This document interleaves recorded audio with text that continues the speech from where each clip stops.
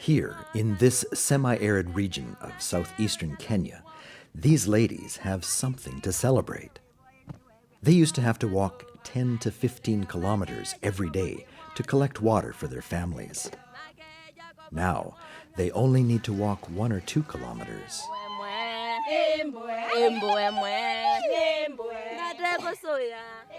In the 1960s, this dry region of Kenya was being consumed by the desert. Overgrazing, deforestation, and low rainfalls were taking its toll, and the small rivers that ran through the region were dry most of the year. The people living here had a choice. They needed to either make plans to move and let the creeping desert take over their homes and farms, or start making some drastic changes to the stewardship of their lands.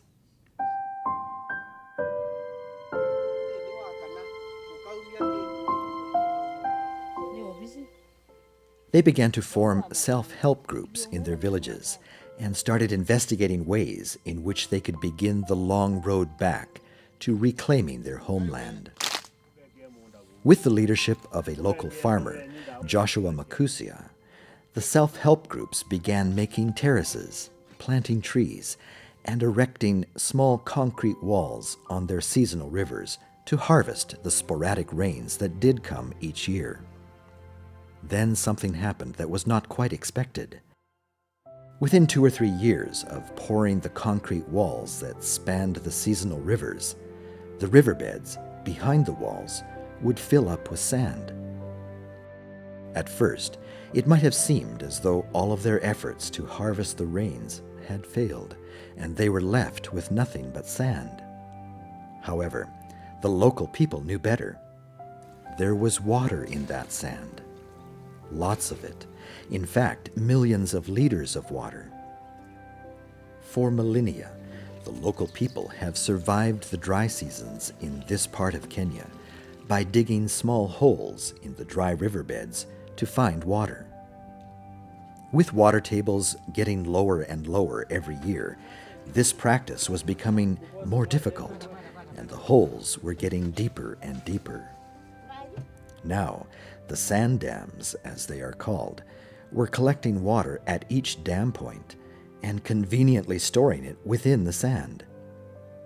Instead of all of the rainwater running off to the Indian Ocean, it was now being kept in the local region.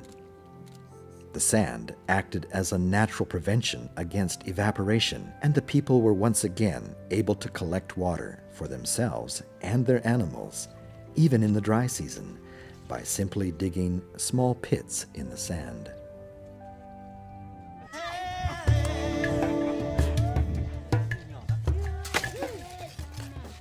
Beginning in the 1990s, the Mennonite Central Committee, and now in association with the Canadian Foodgrains Bank, began to partner with Joshua and his self-help groups, who formed their own locally registered NGO called the Utooni Development Organization. The committee groups set aside time each week to work together to reclaim their land by building sand dams, making terraces, and planting trees. The work that they put into the program is all volunteer. During times of severe drought, the Canadian Foodgrains Bank sponsors their efforts with a Food for Work incentive.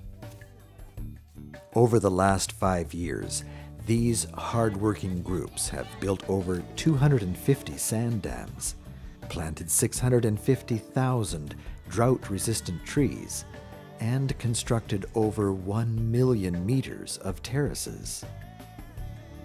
The program has introduced the local people to agricultural techniques that conserve water, enhance the soil, and use certified seeds for crops that are able to mature even during droughts.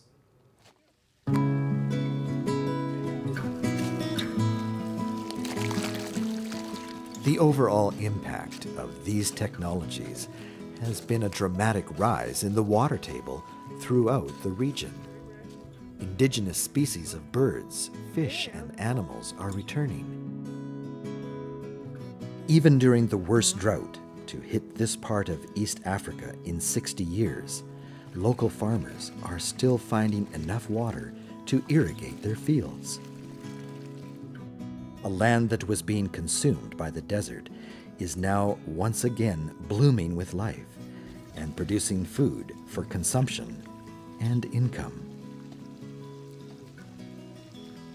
With the amazing success of this program, the Utooni Development Organization is being overwhelmed with requests from surrounding villages to come and also help them implement the same techniques in their communities. As Canadians continue to support this program, they can know that their generosity is helping transform the lives of people throughout this whole region of southeastern Kenya. With your help, the Canadian Foodgrains Bank and the Mennonite Central Committee are bringing people closer to food and water security. And that is something to celebrate. Thank you for your generous support.